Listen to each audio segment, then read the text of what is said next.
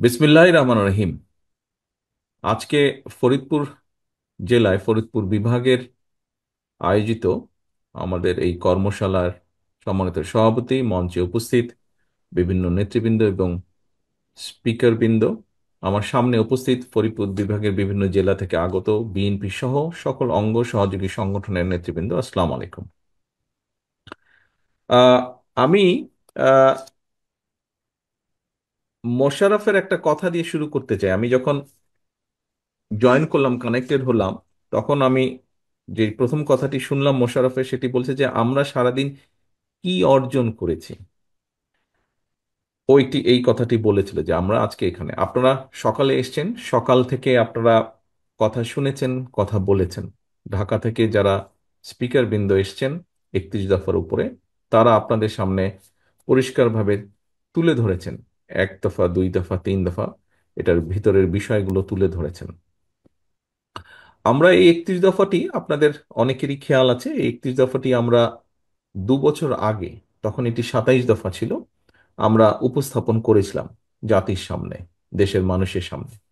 তখন এই দেশে স্বৈরাচারী শাসন ছিল, তারা চেষ্টা করেছিল আমাদের 21 দফাটা মানুষের কাছে যাতে ভালো করে না পৌঁছায়, মিডিয়ার উপরে চাপ প্রয়োগ করেছিল, আহ প্রচার করতে দেয়নি। তারপরে আমরা আমাদের অবস্থান থেকে চেষ্টা করেছি। আজকে বাংলাদেশ স্বৈরাচার মুক্ত। আজকে আমরা আপনাদেরকে নিয়ে বসে আলোচনা করতে পারছি, বিষয়গুলো জানাতে পারছি, বোঝাতে পারছি। এর আগে আমরা ঢাকায় উপস্থাপন করেছিলাম রিলঞ্চিং, আমরা 2 বছর আগে করেছি। তারপরে আবার 1 মাস আগে আমরা ঢাকায় রিলঞ্চিং করেছি আনুষ্ঠানিকভাবে। নেতৃবৃন্দ, এই যে 31 দফা, যেটি প্রথমে 27 দফা ছিল, পরে আমাদের সাথে যে সকল রাজনৈতিক দলগুলো, গণতান্ত্রিক দলগুলো স্বৈরাচার আন্দোলনের ভূমিকা রেখেছেন, সাথে ছিলেন, আমাদের মতন অত্যাচার নির্যাতন সহ্য করেছে তাদের নেতাকর্মীরা, তাদের সকলের মতামতের ভিত্তিতে 27 থেকে আমরা 31 করেছি, কিছু কিছু যোগ করেছি আমরা সেখানে দফা। এখন আমরা গত 2-3 মাসে দেখছি বিভিন্ন ব্যক্তি, সকলের প্রতি শ্রদ্ধা রেখেই বলছি, বিভিন্ন ব্যক্তি বর্গ বিভিন্ন সংস্কারের কথা বলছেন। এর মধ্যে যে সকল সংস্কারের কথা ব্যক্তিবর্গ যারা বলেছেন, বিভিন্ন সংগঠনের, সেটি রাজনৈতিক দল হতে পারে, ব্যক্তি পর্যায়ে হতে পারে, কোনো স্বনামধন্য বিখ্যাত ব্যক্তি হতে পারেন, বিভিন্ন জন বিভিন্ন তাদের অবস্থান থেকে বলেছেন। কিন্তু খেয়াল করে দেখবেন, তাদের যে সকল সংস্কারের প্রস্তাব এসেছে কম বেশি, এখন পর্যন্ত আমরা মিডিয়ার মাধ্যমে যতটুকু দেখেছি, জেনেছি, আমাদের 31 দফার ভিতরে কিন্তু সবগুলোই আছে। হয়তো কিছু শব্দের এদিক ওদিক আছে, কিন্তু মূল যেই বিষয়গুলো আমরা বিভিন্ন বিষয়ে বলেছি, তারাও কিন্তু একই বিষয়ে বলেছেন, হয়তো একটু ভিন্নভাবে বলেছেন। কেন এই কথাটি বললাম? এই কথাটি এই কারণেই বললাম, আমরা কিন্তু পরিবর্তিত পরিস্থিতির পর কোনো সংস্কারের কথা বলিনি। আমরা বলতে বাংলাদেশ জাতীয়তাবাদী দল বিএনপি এবং তার সাথে যারা আন্দোলনকারী গণতান্ত্রিক দলগুলো ছিলেন, তারা, আমরা কিন্তু এমন একটা সময় এই 31 দফা উপস্থাপন করেছি যখন আমরা জানতাম স্বৈরাচারের পতন হবে। হয়তো সঠিক সময়টা আমরা জানতাম না, কিন্তু এই আত্মবিশ্বাস আমাদের মধ্যে ছিল যে স্বৈরাচারের পতন হতেই হবে একদিন। এরকম একটা পরিস্থিতিতেই আমরা দিয়েছিলাম।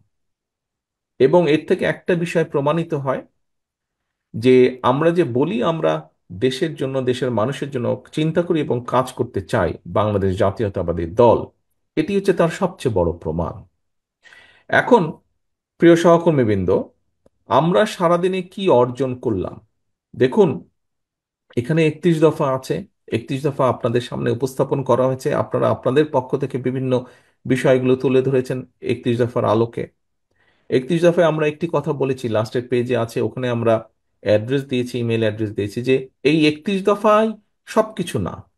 কোনো ব্যক্তি, কোনো সংগঠন যদি মনে করেন এখানে একটি নতুন কিছু অ্যাড করা প্রয়োজন, সংযোজন করা প্রয়োজন, আমরা বিবেচনা করে যদি দেখি যে সেটি ভালো একটি প্রস্তাবনা, অবশ্যই আমরা সেটি গ্রহণ করব। অবশ্যই আমরা সেটি গ্রহণ করব। তবে এই যে অর্জনটি, প্রিয় সহকর্মীবৃন্দ, এই অর্জনটি কিন্তু আজকে সারাদিনে আমরা করতে পারবো না। আগামীকালকেও যদি আমরা সারাদিন বসে, তারপরে আমরা অর্জন করতে পারবো না। আগামী পরশুদিনও যদি, তারপরে অর্জন করতে পারবো না। আমরা এই 31 দফার দফাগুলোর অর্জন কম বেশি তখনই করতে পারবো যখন জনগণের সমর্থন নিয়ে আপনারা সরকার গঠন বা দেশ পরিচালনার সুযোগ পাবেন, তখনই আমরা এটি করতে পারবো। আমরা এই দফাগুলোর প্রত্যেকটি দফা, এর ভেতরে যেই কথাগুলো আছে, এই এই দফাগুলোকে সামনে রেখে আমরা যেই বিষয়গুলো বলতে চাইছি জনগণকে, এগুলো আপনাদেরকে আরো নিয়ে যেতে হবে মানুষের কাছে, প্রান্তিক মানুষের কাছে, জনগণের কাছে নিয়ে যেতে হবে।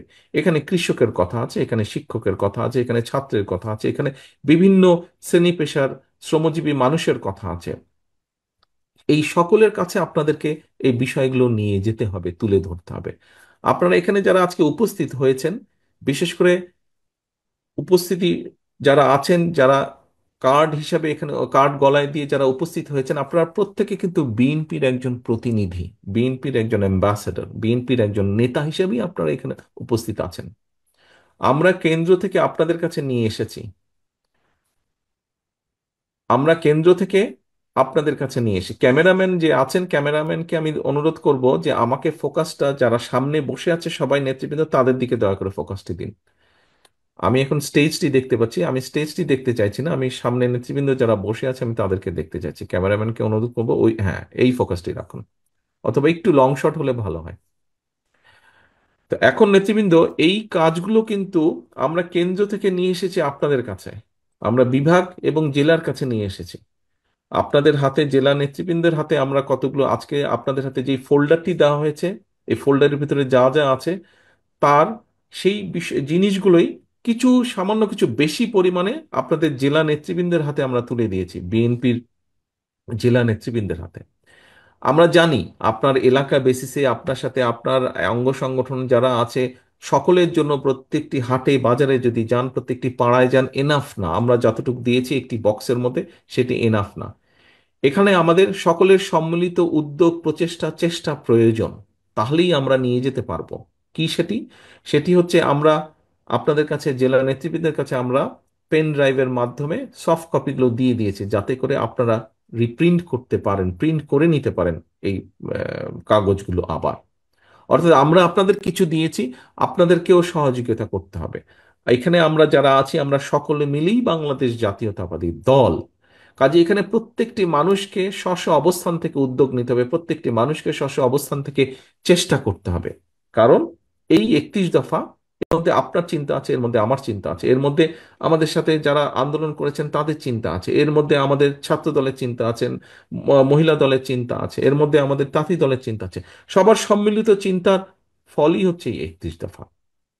এখন প্রিয় সহকর্মীবৃন্দ, আমরা যেই কথাটি বলছিলাম, অর্জন, আমরা তখনই অর্জন করতে পারবো যখন আমরা জনগণের সমর্থন নিয়ে আমরা সরকার গঠনে সক্ষম হব। কিন্তু এই জনগণের যে সমর্থন, এই সমর্থনটিকে নেওয়া, এই সমর্থন বা জনগণের যে এই আস্থা, এই আস্থাটিকে ধরে রাখার দায়িত্ব কিন্তু আপনার এবং আমার, আপনাদের সকলের, আমাদের সকলের। এই আস্থা ধরে রাখার দায়িত্ব কিন্তু জনগণের না। এবং আস্থা যদি ধরে রাখতে হয়, তাহলে প্রিয় সহকর্মীবৃন্দ, কথাগুলো আপনারা আগেও শুনেছেন, হয়তো অন্য অনুষ্ঠানেও আমি বলেছি, শুনেছেন, পত্রপত্রিকা আপনারা পড়েছেন, তারপরেও আমি বলতে চাই একই কথা, কারণ এই কথাগুলো আমার কাছে মনে হয় গুরুত্বপূর্ণ। এই আস্থা যদি আমাদেরকে ধরে রাখতে, আমাদের সকলকে মিলে চেষ্টা করতে হবে। স্বৈরাচারকে পালিয়ে যেতে যে আমরা বাধ্য করেছি, সেটি বিএনপি একা যেমন করেনি, সকল রাজনৈতিক দলকে নিয়ে যেমন করেছে, সকল রাজনৈতিক দলগুলোও একা করেনি। সমাজের সব, প্রায় বলা যায় সব শ্রেণী পেশার মানুষের সহযোগিতা নিয়েই রাজনৈতিক দলগুলো সক্ষম হয়েছে স্বৈরাচারকে পালিয়ে যেতে বাধ্য করতে। অর্থাৎ একটি কোনো বড় কাজ, একটি কোনো ভালো কাজ এককভাবে কেউ করতে পারে না, সকলের সম্মিলিত প্রচেষ্টার মাধ্যমেই করতে হয়। এবং সকলের সম্মিলিত প্রচেষ্টার মাধ্যমে যদি সেই কাজটি করতে হয়, তাহলে অবশ্যই সেখানে একটি আস্থার প্রয়োজন, সেখানে একটি বিশ্বাসের প্রয়োজন। প্রিয় সহকর্মীবৃন্দ, আপনারা প্রায় বলে থাকেন, আপনাদের সাথে যখন আমার প্রায় কথা হয়, বিভিন্ন সময় কথা হয় কম বেশি, আপনারা বলে থাকেন যে মানুষের আস্থা আছে বিএনপির উপরে। হ্যাঁ, মানুষের আস্থা আছে বিএনপির উপরে, কথাটি সঠিক। কিন্তু যদি আস্থা আছে বলে আমরা ঘরে বসে থাকি, তাহলে কিন্তু সেই আস্থা আস্তে আস্তে ক্ষয় হতে থাকবে। সেই আস্থা আছে বলে যদি আমরা চুপচাপ থাকি, অথবা আহ, এমন কিছু করি যে ঠিক আছে এখানে যদি একটু কিছু হয় তাহলে এত বড় দেশের মধ্যে তো আর এমন কিছু হচ্ছে না, এরকম যদি কোনো ভুল চিন্তা করে থাকি তাহলেও কিন্তু আমরা ক্ষতিগ্রস্ত হব। দল আমি একা না, দল আপনি একা না, দল আমরা সবাই। কাজেই সহকর্মীবৃন্দ, এই যে বিএনপির প্রতি মানুষের আস্থা আছে, এটিকে আমাদের ধরে রাখতে হবে। এটিকে আমাদের ধরে রাখতে হবে। আমাদের যে কাঙ্ক্ষিত নির্বাচন, একটি রাজনৈতিক দল হিসাবে আমরা একটি গণতান্ত্রিক রাজনৈতিক দল এবং একটি নিরপেক্ষ স্বাধীন নির্বাচন আমরা আশা করব, চাইব। এটি একটি স্বাভাবিক ব্যাপার। এটি একটি স্বাভাবিক ব্যাপার যে বিএনপির মতন একটি দল একটি নির্বাচনই চাইবে, যেই নির্বাচনে মানুষ নিরাপদে স্বাধীনভাবে ভয় ভীতিহীনভাবে ভোট দিতে পারবে। আমরা জনগণের যেটি ডিসিশন, যেটি সিদ্ধান্ত নির্বাচনের মাধ্যমে, সেটি অবশ্যই আমরা মেনে নেব। এখন প্রিয় সহকর্মীবৃন্দ, ওই পর্যন্ত তো আমাদেরকে যেতে হবে। ওই পর্যন্ত যেতে হলে আমাদের প্রত্যেককে স্ব স্ব জায়গা থেকে ভূমিকা নিতে হবে। এখানে ছাত্র দলের কর্মীই হোক, এখানে তাঁতি দলের কর্মীই হোক, এখানে যুব দলের কর্মী হোক, স্বেচ্ছাসেবক দল হোক, মহিলা দল হোক, আপনার কাছে যদি এরকম একটি 31 দফা থাকে, আমার নেতা হিসাবে আপনার প্রতি নির্দেশনা থাকবে, আপনার সহকর্মী হিসাবে আপনার প্রতি আমার অনুরোধ থাকবে, আপনি চেষ্টা করেন, নিজ উদ্যোগে চেষ্টা করেন এরকম 10টি ছাপাতে, ছাপিয়ে 10 জন মানুষের কাছে যেতে। শুধু দিয়ে চলে আসবেন না দয়া করে, যে ভাই ধরেন, সেটি লিফলেটই হোক, আপনার ওই বক্সের মধ্যে এরকম লিফলেট আছে, সেটি লিফলেটই হোক, অথবা এই পকেট বুকটি হোক, পকেট বইটি হোক, শুধু দিয়ে চলে আসবেন না। আপনারা সারাদিন আজকে এখানে জেনেছেন, শুনেছেন, আপনি নিজের ভিতরে ধারণ করেছেন বিষয়গুলো। শুধু নিজের ভিতরে রাখলে হবে না তো, এটি আপনাকে নিয়ে যেতে হবে জনগণের কাছে, এটি আপনাকে নিয়ে যেতে হবে আপনার ভোটারের কাছে, এটি আপনাকে নিয়ে যেতে হবে আপনার পাড়া প্রতিবেশী। আপনি পুরা ফরিদপুর জেলা, পুরা শরীয়তপুর জেলায় ঘোরার দরকার নেই, আপনি আপনার নিজের পাড়ার মধ্যেই করুন। আপনার নিজের পাড়ার মধ্যেই আপনি 31 দফাটি নিয়ে যান। অর্থাৎ আমরা জনগণের জন্য কি করতে চাইছি, দেশের জন্য কি করতে চাইছি, এটি যদি মানুষ না জানে তাহলে মানুষ আপনাকে কিসের ভিত্তিতে সমর্থন দিবে? হ্যাঁ, বিএনপি ঠিক আছে একটি বড় দল, শুধু কি সেজন্যই দিবে? প্রিয় সহকর্মীবৃন্দ, মানুষের কিন্তু এখন চিন্তাধারা পাল্টেছে। মানুষের মানুষের মানসিকতা পাল্টেছে। এখন কিন্তু মানুষ জানতে চায়, দেখতে চায় যে আপনি বলছেন আপনি তার জন্য করছেন, তার জন্য আপনি কি করতে চান, কি কি করবেন আপনি, সেটি কিন্তু মানুষ বুঝতে চায়, সেটি মানুষ জানতে চায়। কাজেই আমাদেরকে, আমাদের 31 দফার মধ্যে এই কথাগুলোই কম বেশি বলা আছে। আমাদেরকে সেজন্য প্রত্যেকটি শ্রেণী পেশার মানুষের কাছে যেতে হবে।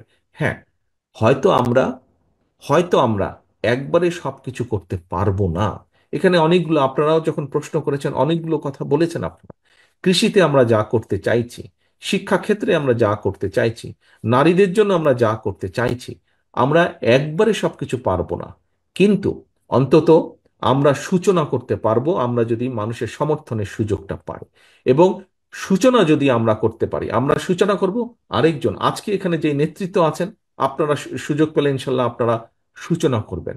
আপনাদের পরবর্তী নেতৃত্ব সেটিকে আগিয়ে নিয়ে যাবে, তার পরবর্তী নেতৃত্ব ইনশাল্লাহ সেটিকে সফলতার পর্যায়ে নিয়ে যাবে। এভাবেই সভ্যতা বিকাশ হয়েছে, এভাবেই আমরা তৈরি করব। প্রিয় সহকর্মীবৃন্দ, সকাল থেকে আপনারা অনেক সময় নিয়েছেন, অনেক সময় দিয়েছেন এখানে আপনারা আজকের এই অনুষ্ঠানটাকে সফল করার জন্য। আসুন আমরা যেটি মূল কথা, সংক্ষিপ্ত কথা, আমরা দেশে একটি জবাবদিহিতার পরিবেশ তৈরি করতে চাইছি। রাজনৈতিক দল হিসাবে আমাদের মূল লক্ষ্য উদ্দেশ্য জবাবদিহিতা। সেটি কি জবাবদিহিতা? শুধু কি প্রধানমন্ত্রী জবাবদিহিতা করবে? শুধু কি মন্ত্রীরা জবাবদিহিতা করবে? শুধু কি এমপিরা জবাবদিহিতা করবে? নো। জবাবদিহিতা প্রতিটি পর্যায়ে থাকতে হবে। ইউনিয়ন পরিষদের মেম্বার যেরকম জবাবদিহিতা করবে, প্রধানমন্ত্রীও জবাবদিহিতা করবে। পৌরসভার চেয়ারম্যান, উপজেলা চেয়ারম্যান যেমন জবাবদিহিতা করবে, মন্ত্রীদেরকেও জবাবদিহিতা করতে হবে। একই সাথে সরকারি বলেন, আধা সরকারি বলেন, প্রত্যেকটি পর্যায়ে যারা আছে প্রত্যেকটি জায়গায় জবাবদিহিতা তৈরি করতে হবে। একদিনে সম্ভব না, কিন্তু সেটি সম্ভব, অবাস্তব কিছু না। কারণ প্রিয় সহকর্মীবৃন্দ, আপনি যদি আপনার নিজের পরিবারকে দিয়ে চিন্তা করেন, পরিবারে একটি জবাবদিহিতা আছে বলেই কিন্তু পরিবার টিকে থাকে। পরিবারের কতগুলো নীতি নৈতিকতা থাকে, জবাবদিহিতা আছে বলেই, সেই জন্যই পরিবারটি ঐক্যবদ্ধ থাকে। আজকে এই যে পলায়নকৃত যে স্বৈরাচার, তাদের আমলে আমরা দুর্নীতির কথাই বলি, তাদের আমলে আমরা অরাজকতার কথাই বলি, আইন শৃঙ্খলার ক্ষেত্রে অবনতির কথা যেটিই আমরা উল্লেখ করি না কেন, যেটিই আমরা তুলে আনি না কেন, কোনো ক্ষেত্রেই কোনো জবাবদিহিতা ছিল না। আপনারা দেখেছেন 14 সাল, 24 সাল, 18 সাল, তথাকথিত নির্বাচনগুলো দেখেছেন আপনারা। এই ফরিদপুরেই আমরা দেখেছি, পত্রপত্রিকায় দেখেছি যে তাদের অঙ্গ সহযোগী সংগঠনের নেতারাই বলেছে যে, বিভিন্নভাবে পত্রিকা এসেছে যে হাজারো কোটি টাকা তারা পাচার করে দিয়েছে। এখন এই যে অর্থ পাচার তারা করেছে, এটি কার কি ফরিদপুরের মানুষ ভালো সেটি জানে। কিন্তু করেছে তো, ঘটনা তো এরকম একটি নিশ্চয়ই ঘটেছে, নাহলে এই কথা আসলো কেন?